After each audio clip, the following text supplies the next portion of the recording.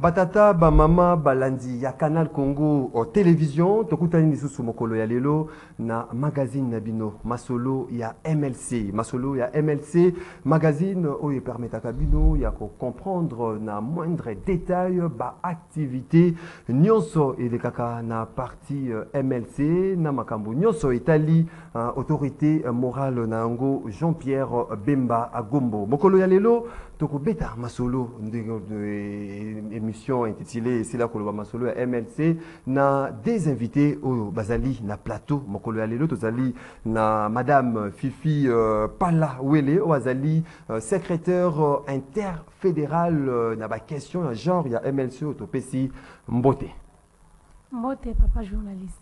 Tozali na mama Annie Odia et Azali coordonnatrice il y a Dynamique Fourmi et Téléma Topesi Epe Mbote Papa journaliste. Na bango nde bokoyeba makambo nyonso ezali koleka na parti ya Jean-Pierre Bemba ce qui régit azali des communs accord na biso awana kati ya plateau tokolanda ba image oyo akobalancer pe tokozonga na plateau pote tokoka ko décortiquer image wana na bandeko tozali na bango na plateau tolandi. L'évaluation du comité exécutif national était le seul point inscrit à l'ordre du jour de cette réunion convoquée par le secrétaire général du Mouvement de libération du Congo, Fidel Babala, à l'intention des membres qui composent ce comité exécutif national. En effet, il était question de relancer les différentes activités du parti qui ont été suspendues et activer d'autres stratégies en cette période cruciale liée au processus électoral, comme l'explique le secrétaire national chargé de la communication, Raphaël Kibuka.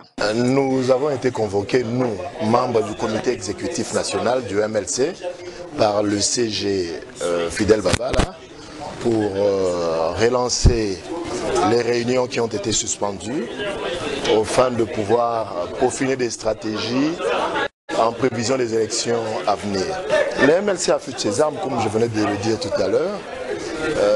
C'est le gouvernement du parti qui vient de se réunir, justement pour arrêter des stratégies, passer en revue toute la situation plutôt de toutes les fédérations de la République et décider de la liste des candidats qui seront alignés pour les élections en vue donc, de décembre 2023. Le Mouvement de libération du Congo, parti politique cher à Jean-Pierre Bemba, un des grands partis politiques de la majorité au pouvoir, peaufine des stratégies susceptibles de se démarquer dans l'arène politique congolaise.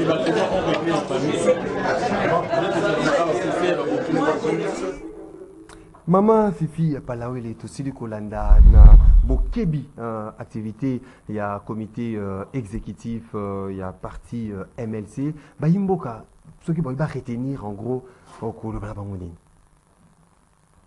On a bayimboka na koyebisa bango ki MLC zali parti moko structuré organisé comité exécutif wana ezali net gouvernement ya MLC ba secrétaire national wana baza neti ba équivalent ya ba ministre surtout zaki na gouvernement toko considérer bongo alors na MLC makambo sale makaka na volonté ya mutu moko ou bien kaka mukonzi ya parti te a se référer toujours na gouvernement na ye bato ba fai na comité exécutif ba réfléchir ba peaufiner ba stratégie nini oyo ba komemela ngo parti et na ba moment oyo le quoi to uti kolanda wana à un moment donné ba suspendaki mo ba activité mukie ya donc on a gouvernement ya MLC gouvernement ya MLC gouvernement national ya MLC ya on ba zongela ki ba réunion et surtout que tozana échéance muneno zo pointer na horizon o ezali ba élection ma ponami na mboka ya ngo gouvernement efandela ki yango ba réfléchir ensemble comment ba ko peaufiner ba stratégie pour na komema ba candidat ya MLC na compétition na boy ko benga ngo bitumba. C'est une compétition. Compétition maponami. Au Bayimboka bazali kozelango vraiment à bras ouverts le na décembre ya année otozali. Effectivement, maponami au Bayimboka bazozela, biso MLC depuis toujours, tozalaka toujours présent na maponami. Voilà pourquoi bafanisaki gouvernement ya parti o ezali comité exécutif national pour bafanda ilongo ba peaufiner ba stratégie. Maman Annie Odia. Est-ce que na activité et salami. Tout le été redynamisation to ba activité et zalakité na ba membre ya gouvernement exécutif national mais zinga ba fédération ba association bango bazalaki en mouvement par rapport à masolo pour nako sensibiliser population notamment sur maponami o ezali prévu en décembre. Papa journaliste na pesio merci. Toujours tout le bara MLC za parti moko eza organisé to kangaki maboko te to zaki toujours na terrain to ba kité ki ceux qui comité exécutif baza ko se réunir tende parti kufité bomona ki mikole utaki ko leka président national yé moko azaki sur terrain azalaki ko sala ki tourner na inspection na ba fédération nyonso parce que ba fédération de écoute rabiso pene ya ba base donc bangonde ba ko travailler ti to machine na ba niveau nyonso ndenge parti eza structuré asala qui tourner na inspection ko yé ba so ki ba comité nyonso ya ba fédération eza en place. Effectivement, président à mon équipe qui va comité sur la fédération et ça qui en place pour la collaboration qui est parti et ça qui y a cofondaté à niveau national réunion salama quitté mais à niveau ya CEO ezali base ba activité ça qui ko sala ba niveau à la fédération nyonso na niveau pe à association pe fanda qui miate ba association pe na mpasi na bango ba qui toujours ko sala musala ko installer ba comité na bango na ba commune nyonso na ba quartier nyonso ti na ba rue. Papa journaliste, vous imaginez que MLC est allé structurer à niveau à rue. Donc, ma structure est allée spécialisée à partir pour tous les l'exécutif national balala kinano. L'exécutif national balala quitté parce que l'eau cognon sur la étape et le balala quitté parce que biso fou bango fou pas ou outi na base pour bakutana. Bakoko sangana te ceux qui ba dikambo yo kamaki na base te. Yango bango bazaki ko sala ba réunion te mais le moment où est comique ba sala la ba réunion parce que zali moment où tozo ki na maponami. Yango moni bango bakoki ko fanda niete ba sali réunion pour ba pesa biso ba stratégie biso ba to ya niveau à base ba stratégie ni tokoki ko zoa pona ko kende na maponami. Yango wana bango bakutanaki bazui ba stratégie bako transmettre ngona niveau ba fédération bako transmettre ngona niveau ya ba structure spécialisée au biso tozali potoye bandenge ni toko tambola na mukolo maponami ekokoma pembeni ndeko fifi palawe ndenge toyoki bango vraiment na bokebi balobi ete bazali ko relancer ba activité bako peaufiner ba stratégie pour être MLC ils ont gagné plusieurs sièges na Maponamio ezali prévu na décembre 2023. Est-ce que base population congolaise est-ce que s'approprier la vision il y a Jean-Pierre Bemba idéologie politique où ils allaient imprimer et pas Jean-Pierre Bemba pour être bakoka ko pesa cutus na bango ba voix ezwama Bossala meilleur résultat au Bossala qui n'a puisque au Bossala qui n'a en 2018. Papa journaliste, papa Nabiso Jean-Pierre Bemba son excellence, Azali parmi les leaders menés à politique en Mboka Oyo et sans fausse modestie na kolobaki Azali leader Oyo à kitaka kuta na kana base ya parti d'ailleurs. Yé vraiment ayebi comment qu'on nouer relation wana ya sommet na base yango moni comité exécutif national net gouvernement national et pe maki muke parce que wana zala kisko musala ya leader ya parti abando kita vers base na ye net vers yé moko kutana na population akutana na population à se rendre compte na ndenge dini bazo évoluer à imprimer marque na ye auprès de la population à te bango lokoni na lingi à préparer bango à yemoko Alex bango sous forme ya formation. Pour n'abattre musu bane kotonga Jean-Pierre Bemba tambola kate Jean-Pierre Bemba aloba kate mais Jean-Pierre Bemba tambola ki akutana ki na ba différentes bases na 24 communes so ya capitale Kinshasa pe aloba ki. Papa ngai mutu nazolo ba devant micro na yo awa devant caméra na yo naza membre ya gouvernement provincial. Cela veut dire comité interfédéral. Tozala ki na kati équipe wana to tambola ki na papa Jean-Pierre Bemba excellence 24 communes et puis na ko surprendre bino muke to bando sala to bando kita 3 fois par semaine 3 fois par semaine 3 fois par semaine to sala 6 communes par semaine tala capacité wana tala énergie au leader azotia et carrément bando obligé biso to sala sérieux na msala tant on peut biso to kiti base so ya biso base petit sérieux ce qui fait que il a déjà su ko réchauffer parti na niveau ya base l'air asilisi azongeli place na ye atikeli siko gouvernement ya parti pour gouvernement parti bazwa mo recharge ya masolo bazu charge ali solo ba continue système MLC base à MLC population na Jean-Pierre Bemba c'est une longue histoire qui date non idéologie vision politique ezali déjà s'approprier nango s'approprier c'est un mariage c'est un contrat social oyo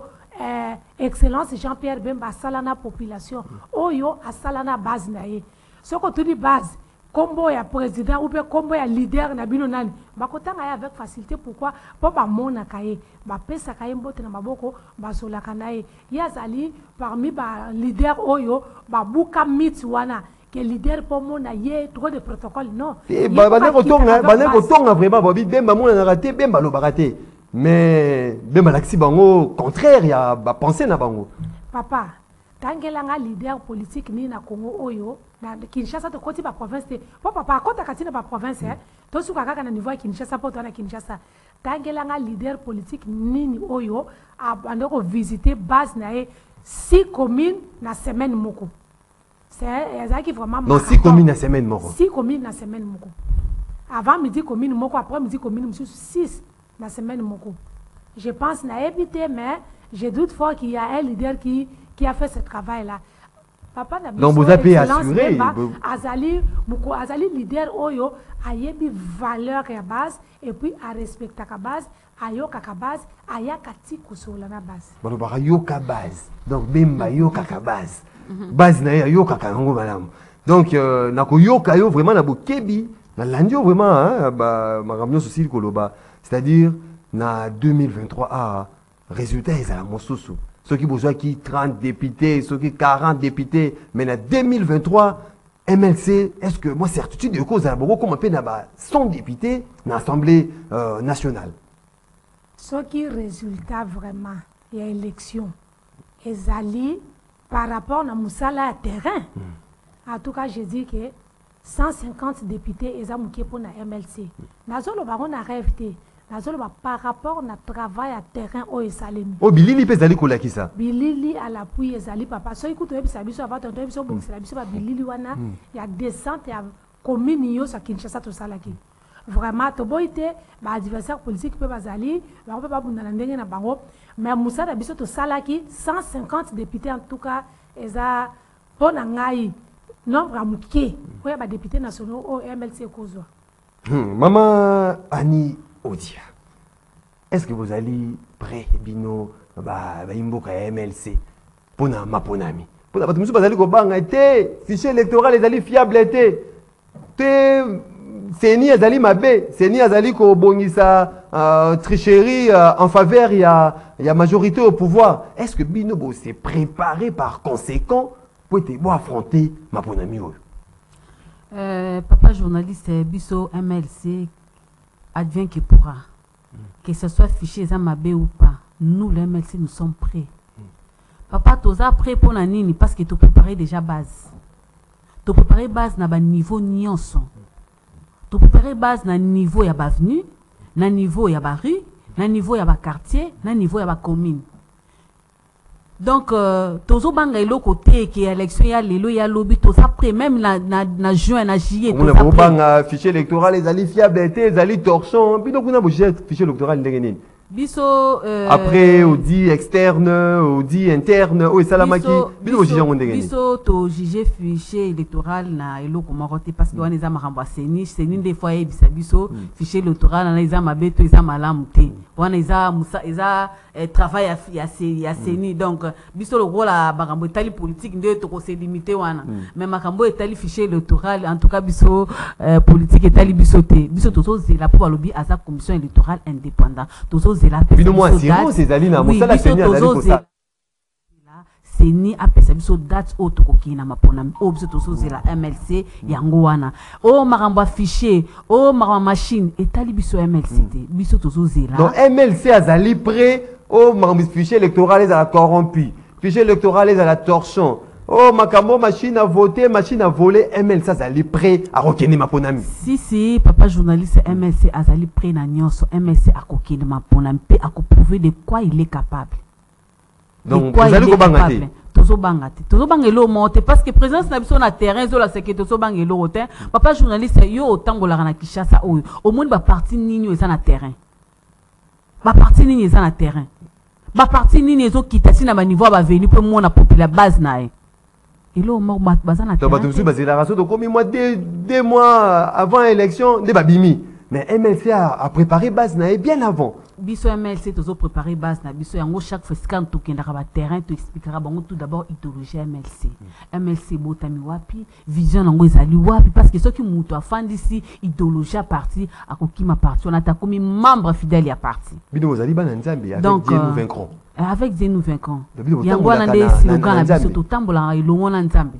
mais bato bamonaka Jean-Pierre bazali kokende na Équateur bazali kotambola bato bazali kotona bato ebele full moko incalculable bato misu baloba ete Jean-Pierre Bemba simbe lititité mais koto bazali komona avec Dieu nous vaincrons est-ce simba lititité Jean-Pierre Bemba asimbi lititité alakisaka bato ke il est un vrai Congolais aza mwana mboka solo donc un vrai leader azali soso ya mboka so azotambola bana soso balandake toujours na sima donc atambola ye mote soso mboka tambola elongo na bana donc Jean-Pierre Bemba azali mwana mboka ya solo yango yana toujours soki akisi na terrain bato baoki kaka mbela ke Bemba koya boye bato ba bima bayeba mokonzi aye kolobela biso nini po enda komela biso message o biso ba population futo landa. Merci beaucoup. Tous ceux qui sont souvent dans la ya singa moron jambe au balancer biso image mosusu de rozonga to continuer masolo na biso.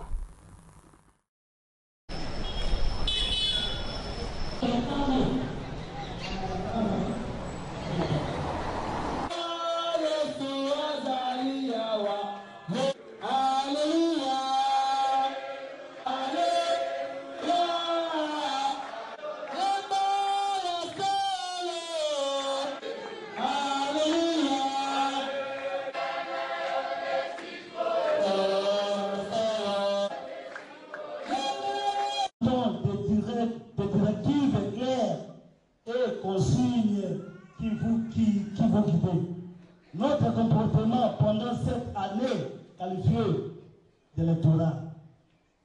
Attendre leur voix afin que le pays puisse aller de l'avant. Voilà, biso église, tout famille, tout est comme on a qui.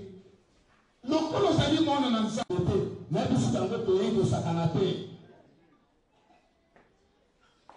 Ndaï Nazali. MLC d'abord. Je suis le représentant du MLC en Nouvelle-Zélande, nommé par son Excellence, vice-premier ministre, ministre de la Défense nationale, M. Jean-Pierre Bemba Gombo. Dans mon amour, injustice oyo basalaki na ndeko na biso Jean-Pierre Bemba bakangi injustement à nos frères et sœurs de l'Est ainsi que du Grand Bandundu, sans oublier nos voyants militaires de FARDC.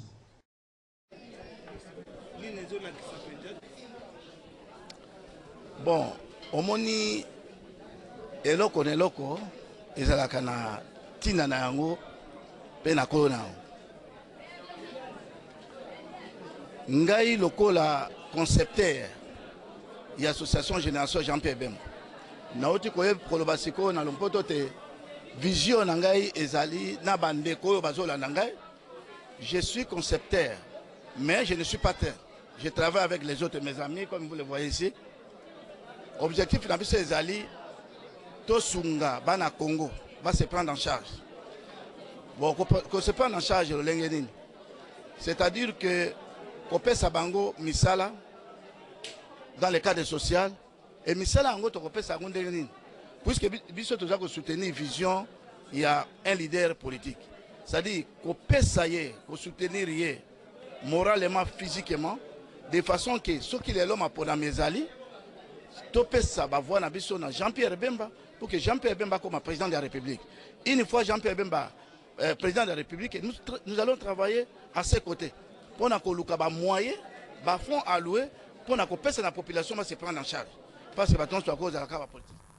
Voilà, to moni masolo wana génération Jean-Pierre Bemba, où ils allaient structure spécialisée, il y a mouvement de libération du Congo, Madame Fifi Palawe, les bêtes, il y avait son nom masolo, il y a réunion, Mboka, va comprendre, réunion, ils allaient qui nini, ils allaient qui accès sur nini, nakati, il y a association Génération Jean-Pierre Bemba. Mon papa, avant d'accouter à l'association Génération Jean-Pierre Bemba, dans un mois, le baki, le bakabino, azanagua. Ba plein wana bemba salaka eza Asimbaka matiti. Asimbaka mwa ba matiti papa na opesa ka ndakisa moko mukie. Omoni nga mama vifine na fandia. A supposer que football les akandakisi ba simbaka gwa. Ata ba pesi nga même brochure que Messi jamais na obeta bale le kwa Messi. Ndembo Messi azana kona makolo. Ata gwa ezala to ezala te, moi je ne crois pas à cette thèse là, mais ebet lindembo Messi azobeta batu mokilizo mona. Mais yo mutu oyebi ko beta balete ata ba kotiso même maison na Messi au sali même jour ba kise le mikolo jamais ko beta bale le kwa Messi. Jean-Pierre Bemba na minute oyo depuis akanga masolo aza leader politique oyo asana ndembo na makolo. Ndembo silate. Et silate pe j'ai comme l'impression que silate c'est comme si ça ngolu nzamba pesa. Ata ba Messi bazali ko kende ba Ronaldo bazali ko kende do Mbappé. Il y a Zaliko Silate. 2003 Tilelo. Donc Ezali Kamangolu, c'est une grâce. Et alors on bête la moto le Tezangolu et puis Ezali Moussalape. Tazongeli Makambo la génération Jean-Pierre Bemba, Eza structure spécialisée à MLCT. Génération Jean-Pierre Bemba, Eza association, une organisation non gouvernementale, mais où est soutenaka Jean-Pierre Bemba leader politique. Voilà pourquoi Babengi en génération Jean-Pierre Bemba.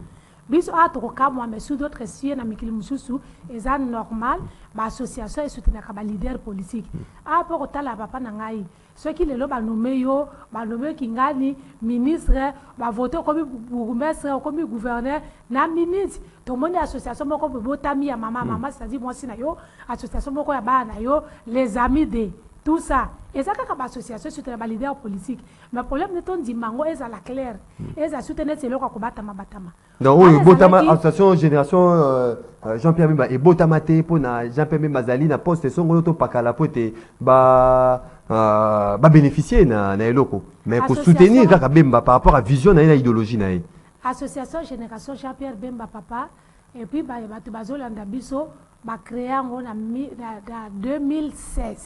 2016 né l'air ça qui sorti officiel ce qui moutignos oyo azosa moi calcul na 2016 papa Nabiso excellence Jean-Pierre Bemba ça qui on a boloko 2016 ce que ça muta kondimate en tout cas on s'engager parce que wana sort yebana kinanu tina nenga bimi boloko na 2018 aye kokota na gouvernement bato misusu bakimaki Bemba zaki na boloko babanga le bité muto lobi public moko azolanda bato bakimaki balobaki te esili pona akozonga lisusu te mais génération Bemba bazalaki accro na Jean-Pierre Bemba ba créer en 2016 bazalaki accro tinenga bimi na makamu niveau to komi papa na biso excellence Jean-Pierre Bemba comme ministre en 2023 génération Jean-Pierre Bemba ba créer qui en 2016 voilà et puis le président association wana Outikoya azape représentant MLC Nouvelle-Zélande mais c'est Jean-Robert Bopenda il est président association génération Jean-Pierre Bemba et puis excellence Jean-Pierre Bemba zali autorité morale association wana o bomona ki wana ezaki matinée politique parce que na kati association message principal na bino na matinée wana ezaki nini message principal na biso ezalaki toyaki lisu ko beta sete na ba membre association ko yebisa bango ke biso musala na biso ko soutenir excellence Jean-Pierre Bemba Gombo ko soutenir na cadre nini pas éminemment politique mais na cadre social na mutema moko na mutema mi balete biso to banaki depuis 2016 papa 2016 l'autre à 2023 et tous soutenir la cadre nini pas na cadre éminemment politique cadre social comme une ONG pour à partir d'une ONG et ça na batu mususu balingana ba ko zala actif dans la politique mais ces gens là papa quand c'est le dit ce sont des électeurs ba s'enrôler ba votaka lokola ya lingi na politique té à côté na kata ONG oyo ya Jean-Pierre Bemba oyo ezana autorité morale Jean-Pierre Bemba toyebi ke na suka na maponami akoya ko voter tant ko voter a voter pour na papa Jean-Pierre Bemba et puis parti na ye mais na terrain zo sa musa na ye ya social mama Ani Odia okobakisa nini eloko nakoki kobakisa na kotala asbel ya génération Jean-Pierre Bemba musala esali sur terrain eloko atikaki nga plus ezalaki adhésion ya ba homme de Dieu na kati ya structure wana avec Dieu nous vaincrons avec Dieu nous vaincrons homme de Dieu na kati adhésion ba serviteur de Dieu oyo ezalaki kolakisa ke génération Jean-Pierre Bemba ezosala vraiment musala comme il faut oyo toza nango besoin yango wana parce que balobi biso ba structure nyonso tozaka ba structure opérationnelle toza ba structure oyo esalaka musala ya adhésion na terrain.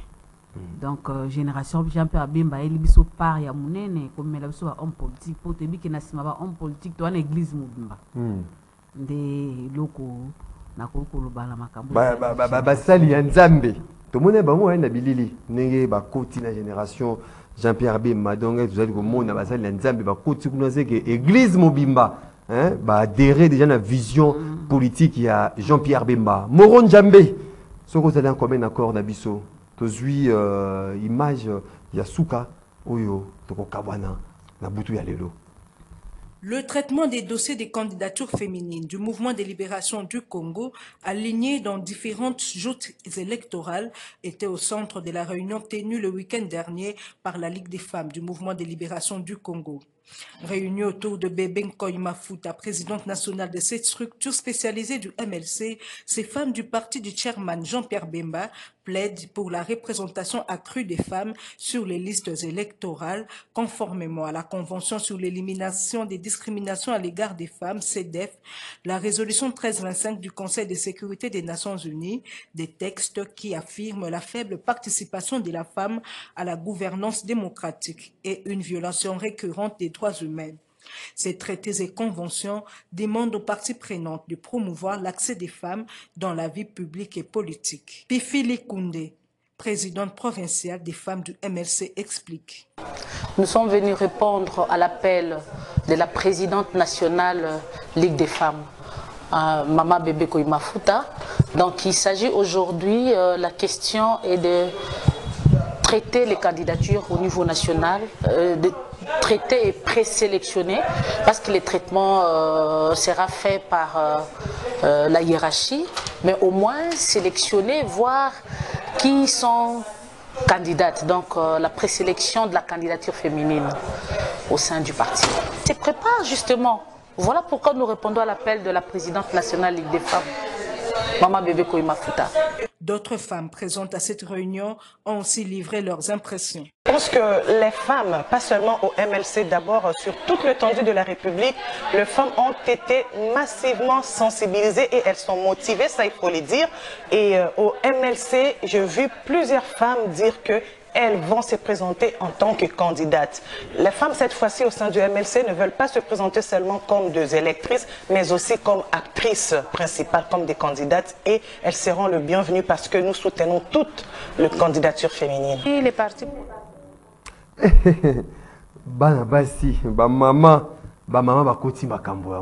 Les femmes du MLC, bakoti makambo Betty Maboko, na table balobi représentativité o babasi balembaki bango balingi ba poste te balimba ba député nationaux te ba député provinciaux te bango pe bakoti makambo ngo balingi représentativité ya ba femme na ba liste électorale pona mi ya 2023. Mama Fifi bakoti makambo ngo papa MLC basi bakotaka toujours ba élection yo se salema na Congo. Au MLC a compétit, il y a toujours eu des femmes députées élues à MLC. Moi, représentativité à Touro, il y a ma maman et Zala. Oui, on a si on a là, si casquette, n'a vraiment ya mutu ya genre.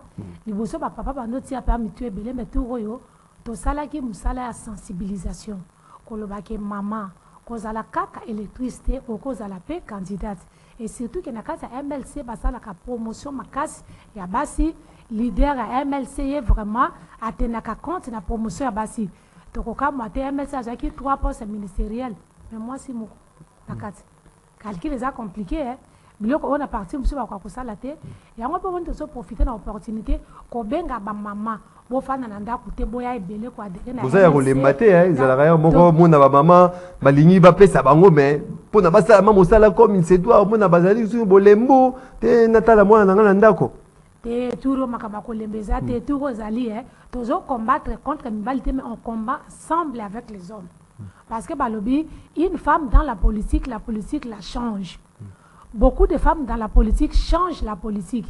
Et pour ebi même attendre ndako ceux qui maman sibi mbongo ya provision koli échange ka o ya réunion parti politique te na la belle non papa biloko te ndako te mais tout papa comprendre papa ebi que maman comme honorable non on me fait que la peine réunion politique de toutes les façons ebi maman bakuta na kaka kunazi na mo peso ça la symbiose bien tango ba mibali ba fandi na ba réunion politique bazo matisa mingongo mama kitisi bango habité to silikate za makama bitumbate ezane makama intérêt commun. Voilà pourquoi moi ça sera toujours important na ba cercle décisionnel. Mama ani oja botele mingwi na masolo bolobi te mibali pe kakate bazala ebele sur 100 bango mona 88 bal minora mibale ya tout robozo ata moi 30% mibali ata moi 70 ezali bongo beto lingi 50 mama ani oja.